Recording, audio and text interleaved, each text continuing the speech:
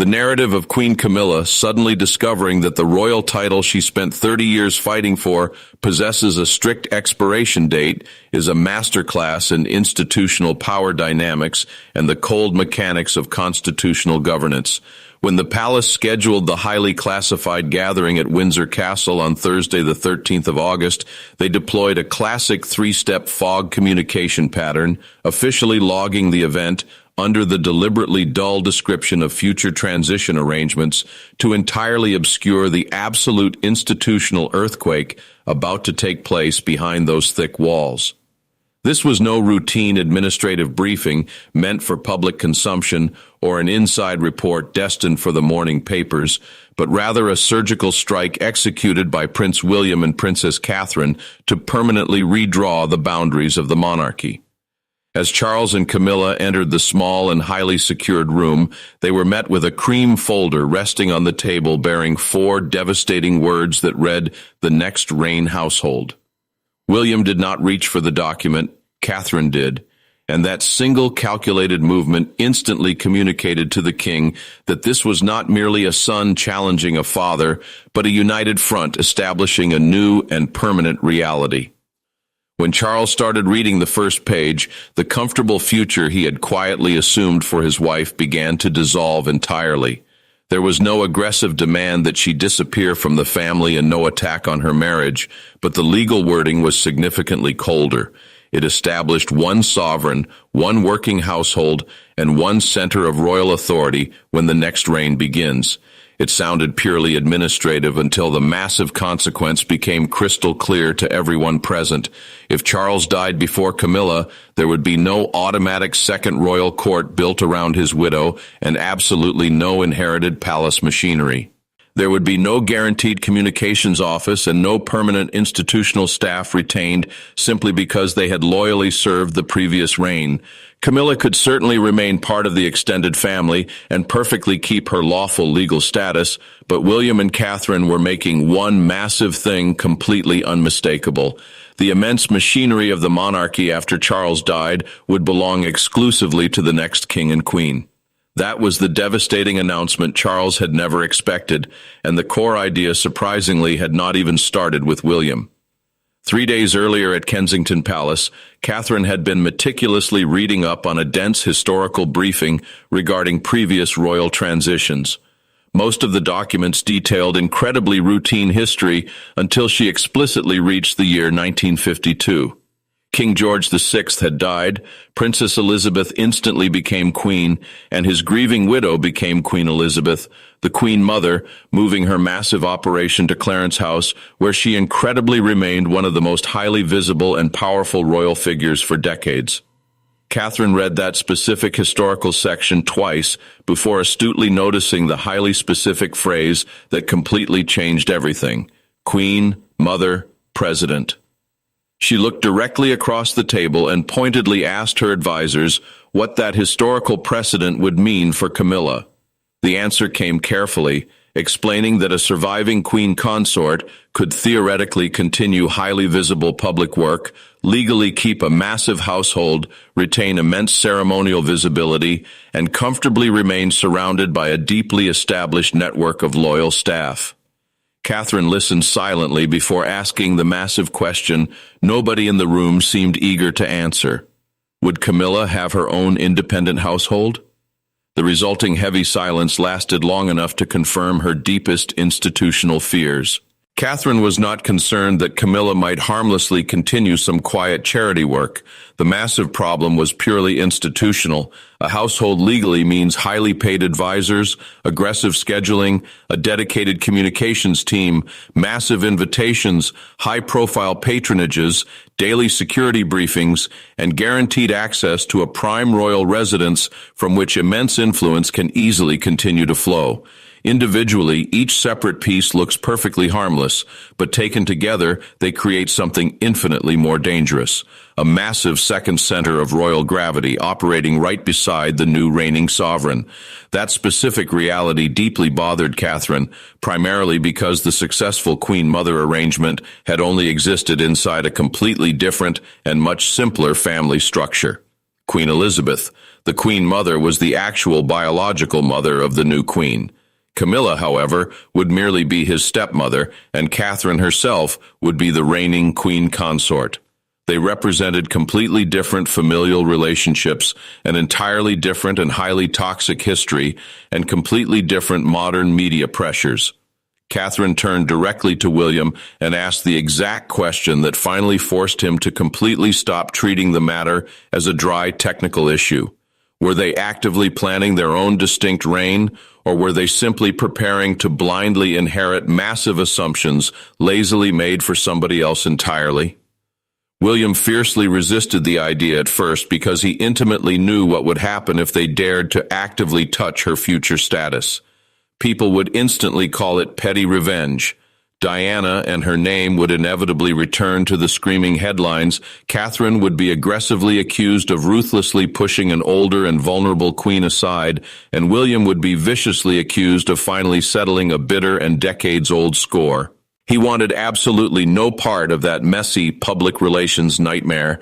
Then Catherine calmly said something he absolutely had not expected. She told him that if the strict rule looked entirely too personal and targeted, he should make it strictly apply to her too. William stared at her in total shock, but Catherine completely meant it. She explicitly stated that if William died first and young George suddenly became king, she absolutely would not expect George to build a massive and expensive second court entirely around his grieving mother either.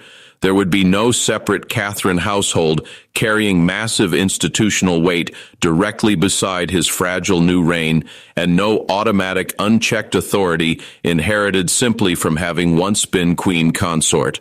She would simply remain his loving mother, quietly keep her personal dignity, and politely continue championing the specific causes that truly mattered to her. The immense crown and the sprawling machinery of the monarchy would completely and exclusively belong to George. In that exact moment, the entire argument fundamentally changed.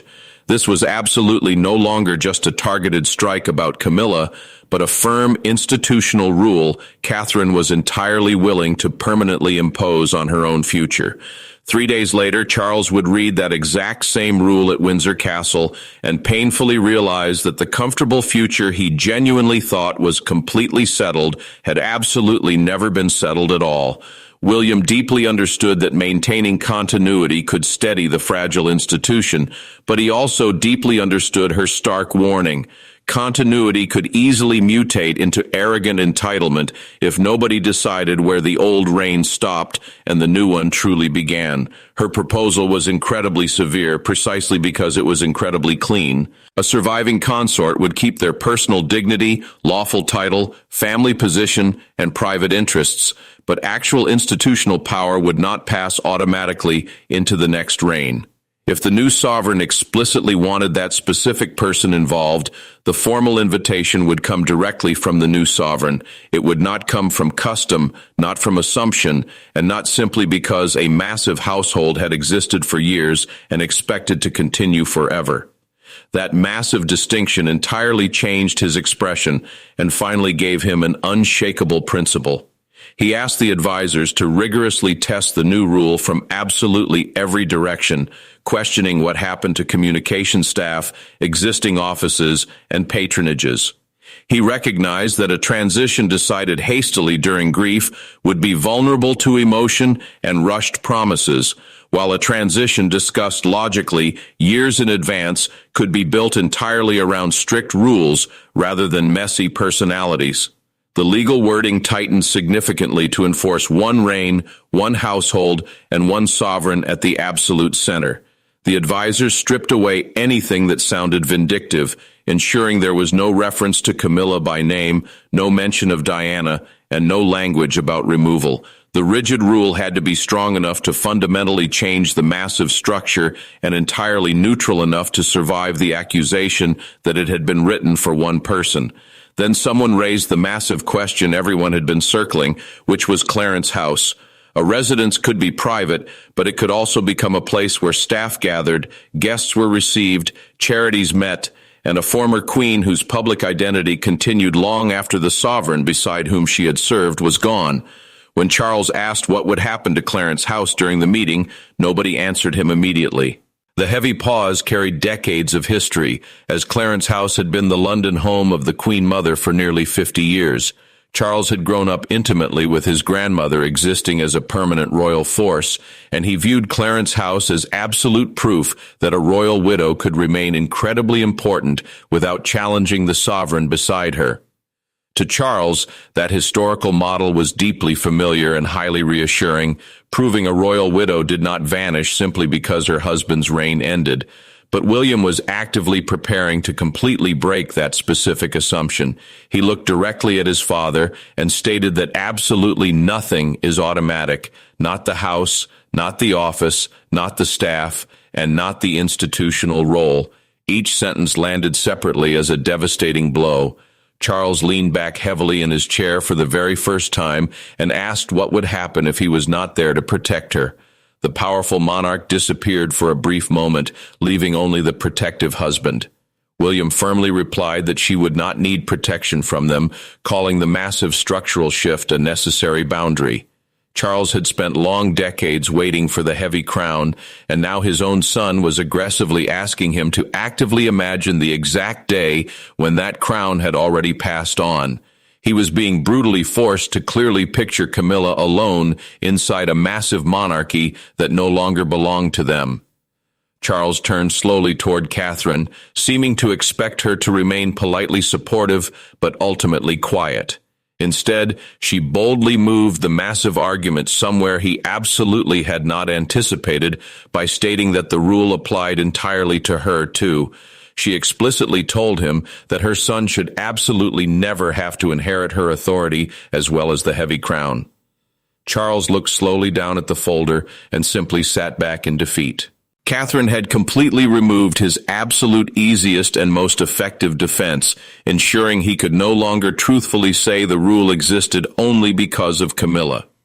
When Camilla entered the room, William calmly explained that when the next reign eventually began, there would be one sovereign at the absolute center of the massive institution, entirely supported by one principal working household. Her face completely changed as she understood the massive implication, asking if she would completely disappear the moment Charles was gone. William calmly explained that completely disappearing and losing automatic institutional authority were absolutely not the same thing, delivering the sentence that brought the entire proposal into sharp focus by stating that family is absolutely not the same thing as government. Camilla genuinely believed she had finally reached the end of the devastating announcement, but William dramatically revealed a second sheet beneath it titled The One Court Principle. It detailed specific names and future situations that made it terrifyingly clear this massive rule was significantly bigger than just Camilla or this single reign. The rigid principle would legally apply to absolutely every single surviving consort who came after the reigning sovereign, explicitly listing Catherine and even young Charlotte and her future position. She looked toward the bottom of the authorization page and immediately recognized the handwriting of Charles. He had unwittingly signed away her future months earlier when he approved an institutional reform tying titles to duty, a mechanism Princess Anne fully supported to ensure absolute crown survival.